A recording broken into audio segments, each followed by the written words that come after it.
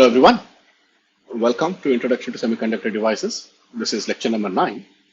So in the last lecture we were talking about non-equilibrium situations in semiconductors. We introduced the concepts of minority carrier diffusion length and minority carrier lifetime, and we said that these two parameters play a very crucial role in the response of semiconductor devices. So today we will introduce a concept of Quasi Fermi levels. Quasi Fermi levels are very useful tools in representing non-equilibrium situations on a band diagram. Okay, so as we go along, we will understand what Quasi Fermi levels mean. Okay. Just to refresh your memory, we have seen these expressions before, right? So basically, N0 will be given by Ni times exponential, the distance from the intrinsic energy level, and similarly, P0 will be again the same thing. And let's say you have a semiconductor which is doped with 10 power 15 dopants.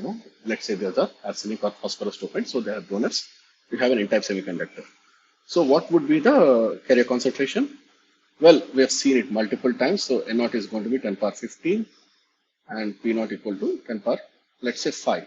In the class, I'm using it as 10 power 5. I'm using Ni as 10 power 10. Okay, the actual number is 1.5 into 10 power 10. Okay, so and whenever we have equilibrium situation, the excess minority carriers are going to be 0. Okay, so where will be the Fermi level in this case? Okay, so let's say I'll just do it one more time in case somebody is joining afresh.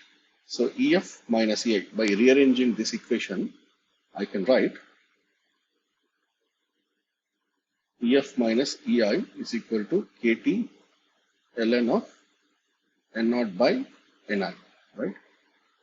So this would be KT into 2.303 into log of 10 power 15 divided by 10 power 10.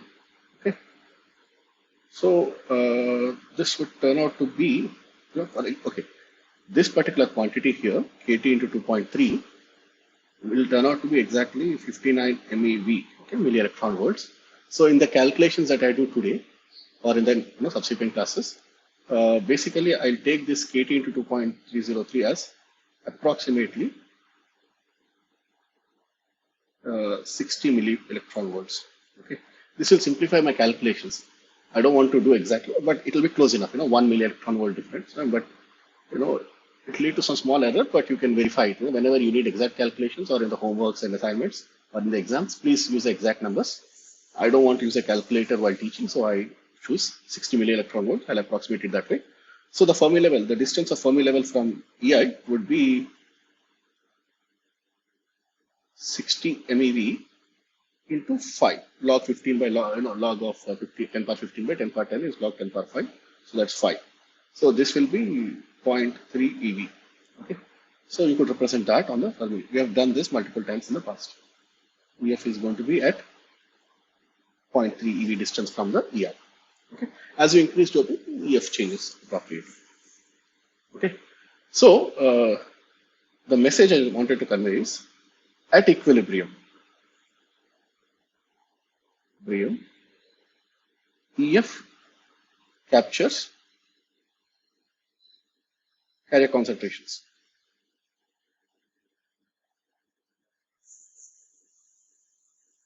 Fully. So by which I mean, for example, I have used N0 expression. You could also use the P0 expression, okay, and calculate the distance from EI.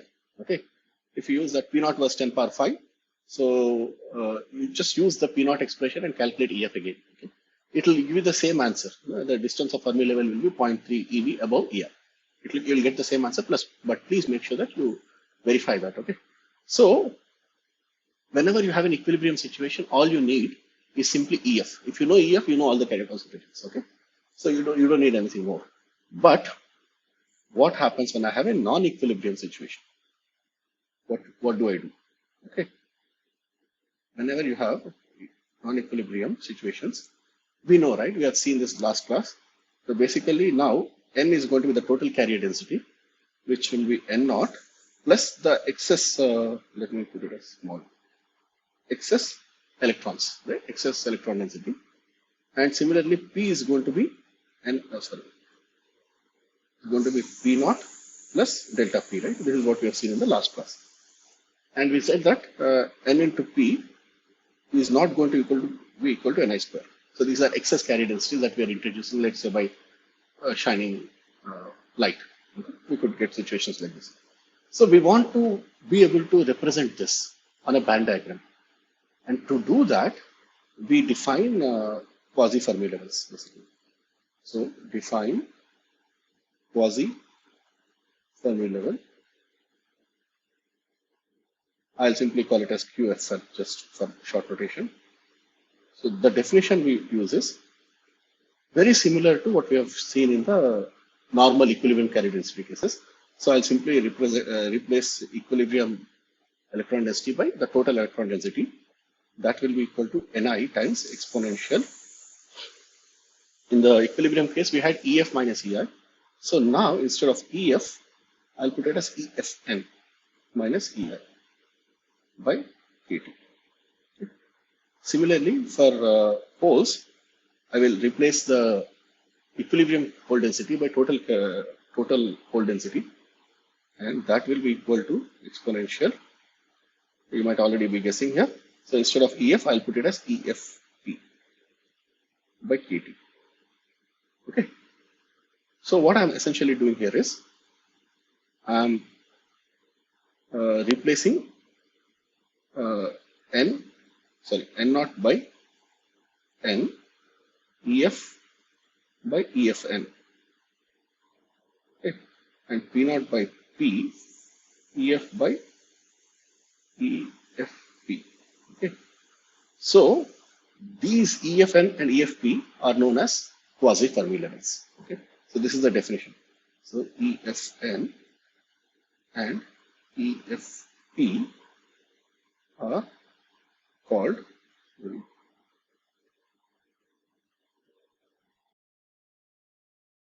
quasi Fermi levels.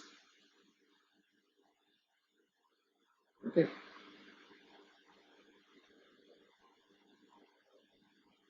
This is different from the regular Fermi level. So we saw that regular Fermi level is useful when you have equilibrium situations. Whenever you have non-equilibrium situations, we use quasi Fermi levels, okay, which essentially capture the total carrier densities. Okay, so this is how we define it. And why do we have two of these? In the regular situation, we had only one Fermi level, right? We don't have one Fermi level for electrons, one Fermi level for holes. Okay, in the equilibrium situation, we saw that either of the expressions are giving you the same answer. Okay, but if you go to non-equilibrium, we see that it doesn't work, and we have to use what is known as quasi Fermi level. Let's take an example. The same situation. Okay, just note I have replaced here in the expressions, instead of N naught, I'm using N, and then I'm using EFN, which is a quasi Fermi level for electrons. Similarly, P, and then quasi Fermi level for the holes. All right. So now consider the same situation. You have a doping density of 10 power 15, but now I have electron and hole excess carrier density as 10 power 17. Okay, I'm introducing it by, let's say, shining light. Okay. So we also saw that the Fermi level, the equilibrium Fermi level EF, was basically 0.3 eV above EI, right? So now where will the quasi Fermi level for holes and electrons be? Okay. This is EF. Okay. So to do that, let's estimate. In the equilibrium case, of course, you can, if you substitute the equilibrium carrier densities in the expressions at equilibrium, delta N equal to delta P equal to 0.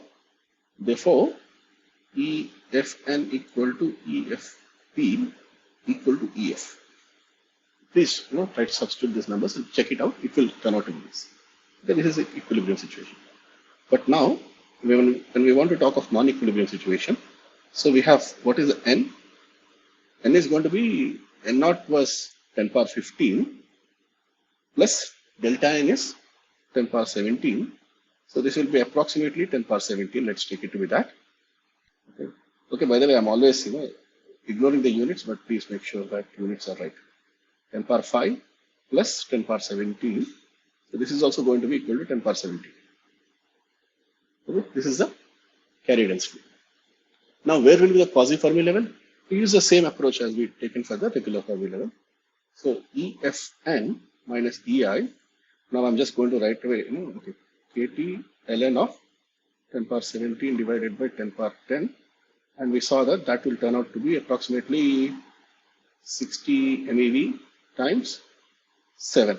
7 orders of magnitude change is the carrier concentration. So basically 7. So that will be how much? This will be exactly equal to 0.42 eV. Okay. So the quasi Fermi level for electrons is at 0.42 eV from EI. Similarly, you could do a calculation EI minus EFP. Okay. This will be KT ln of 10 power 17 divided by Ni, which is 10 power 10.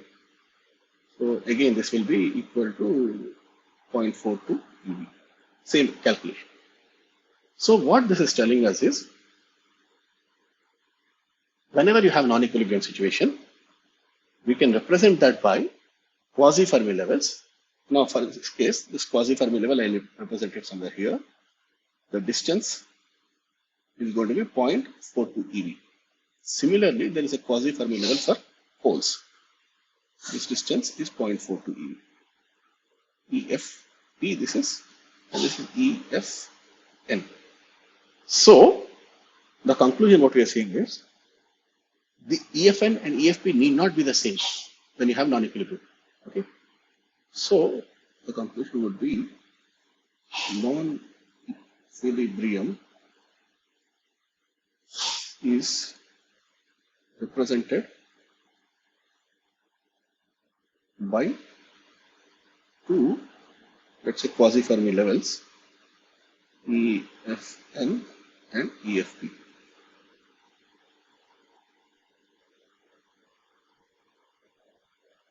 Yeah. So, I mean, people get confused. Students sometimes get confused. It is simply a tool for us. Even Fermi level was a tool to represent how the carrier densities are in a semiconductor, right? So it might not serve. You may not see it. Right now when you look at this, just two levels. Uniform semiconductor. What does it matter? But once we have a device with P and junctions and all that, this becomes a very useful tool for us to visualize. Just by drawing the diagram, we know what is happening in the device. Okay. So band diagram. So yeah, this is the definition. Let's take another example. Okay, this is the first case. Let me take another example. Now I'll retain everything same in the problem, except that now I have changed the excess minority carrier densities to be 10 power 10. Okay. So now what happens? So now you'll see that n is equal to 10 power 15 plus 10 power 10. So that's going to be 10 power 15. Okay. And P is going to be 10 power 5 plus 10 power 10.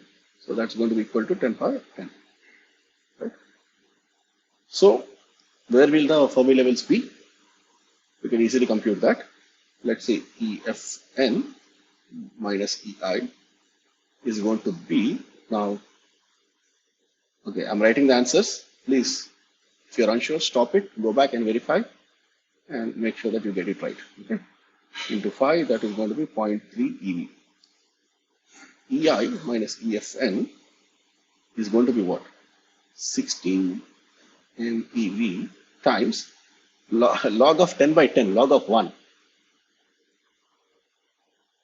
0, right? This is going to be 0. So basically, what this is telling us is the Fermi levels have become. Okay, I will not draw the EF, the regular equilibrium. I'll draw the. Oh well, yeah. Let me actually put even EF. There's no harm. So EF. Okay. Now the quasi Fermi level for electrons is also at the same location.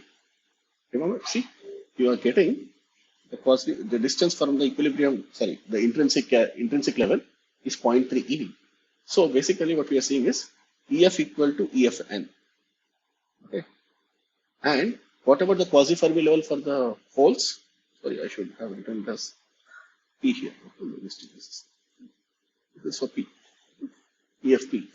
You see that EFP, the quasi Fermi level for holes, is equal to the intrinsic carrier density. So your EFP is going to be here. Okay.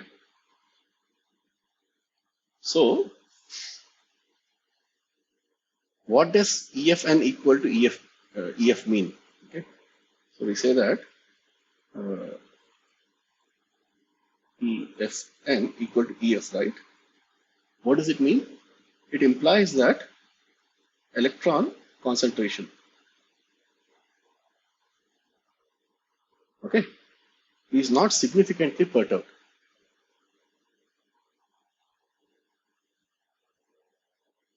Significantly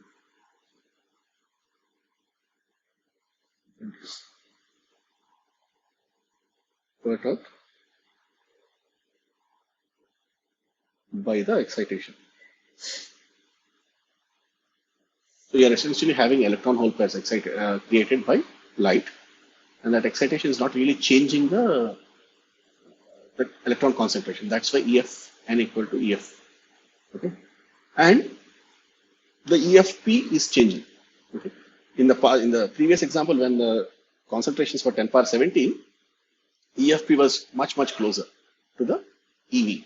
So basically, as the excess carrier densities increase, EFN goes towards. Okay, so let's say we can even conclude this, right?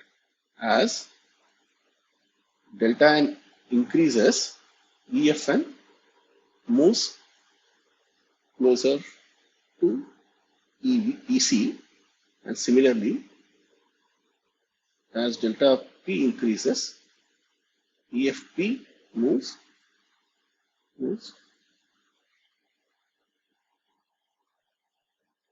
closer to EV. Okay, so vice versa. I mean, it's exactly what you would expect with a Fermi level, but you know, in N type we said Fermi level will be above EI, P type it will be below EI.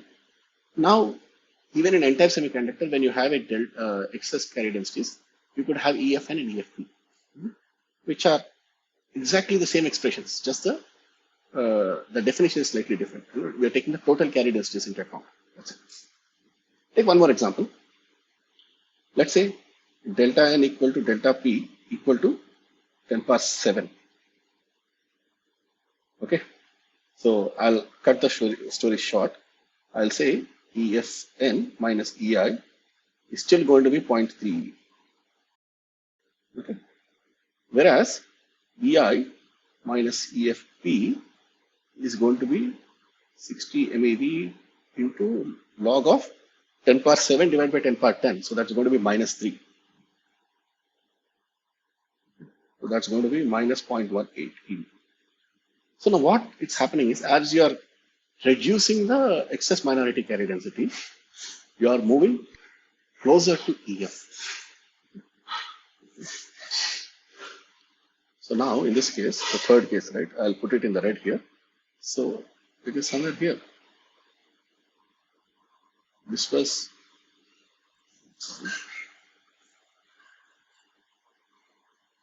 EFP for delta P equal to 10 power 7. So you see, we have seen in the previous case, right, last lecture, that as the excess minority carrier concentration reduces, the sample approaches equilibrium, right? So we can conclude that as sample approaches equilibrium,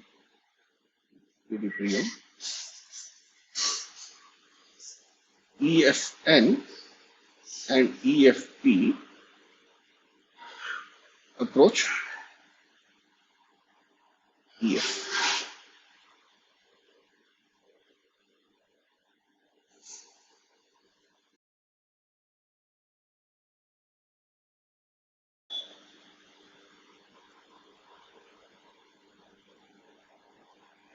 Okay, so we said that already, right?